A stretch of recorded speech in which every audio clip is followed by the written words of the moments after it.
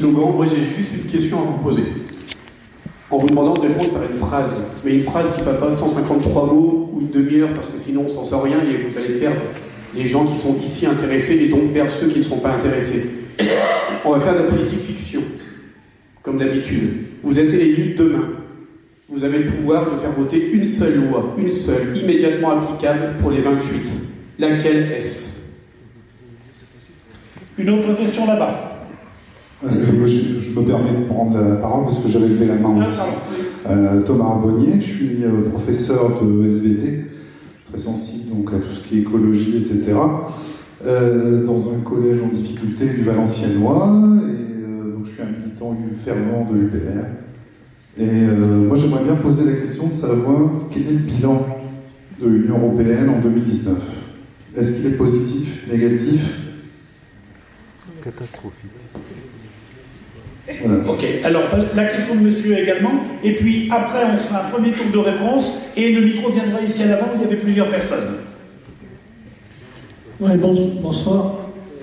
Daniel Dezêtre, donc moi je suis un citoyen lambda. Et dans tout ce que je viens d'entendre, il y a quand même des choses qui me choquent, enfin qui m'interpellent. J'entends de la part de la représentante PS que l'Europe, c'est quand même des acquis sociaux. Je suis un petit peu étonné quand j'entends également, d'un autre côté, qu'on parle d'explosion des inégalités, tandis que le représentant de la liste Macron nous dit que l'Europe, c'est le deuxième PIB du monde. Alors quand je me dis deuxième PIB du monde avec une explosion des inégalités, ça m'interpelle. D'autre part, j'ai entendu aussi une intervention au niveau des Gilets jaunes. On nous dit que ce qu'ils veulent, c'est être à l'écoute, c'est qu'on soit à l'écoute de leurs revendications. Moi, je ne suis pas gilet jaune, enfin, je les soutiens en partie. Ce que je pense, c'est surtout, ce qu'ils veulent, c'est surtout qu'on leur réponde. Hein. Et alors, au niveau de l'écologie, il y a quand même aussi une chose qui me fait mal, c'est qu'à chaque fois qu'on parle d'écologie, c'est surtout pour culpabiliser le citoyen tel que moi je suis, parce que j'ai un petit moteur diesel sur ma voiture, hein, et en tant qu'ancien cheminot, il y a quand même des choses qui me font mal, c'est de voir qu'on démolit le chemin de fer, notamment en France, hein, et que par exemple le transport routier envahit nos routes, nos autoroutes, les détruit. Et alors, il y a quand même une chose que je veux dire, c'est quand j'ai vu l'émission sur Arte, Putain de camion, la semaine dernière, je me suis dit que l'Europe, je me demande bien ce qu'elle fait pour la transition écologique, pour l'écologie, à part de nous culpabiliser et nous taper au portefeuille.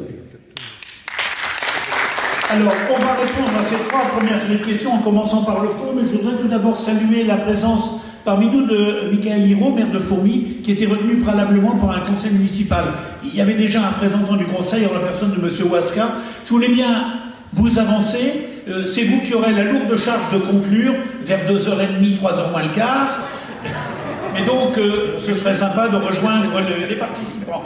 Alors, on en était arrivé au fond, on reprend dans l'ordre contraire. Vous n'êtes pas obligé de répondre à tout, et éventuellement pas forcément cette fois-ci, mais allez-y, selon les thèmes qui vous parlent dans ce qui a été évoqué.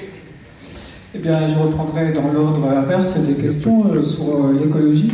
Effectivement, la question des chemins de fer aujourd'hui reste posée, puisqu'en fait, un peu partout en Europe, ce qui privilégie en termes de chemins de fer, c'est les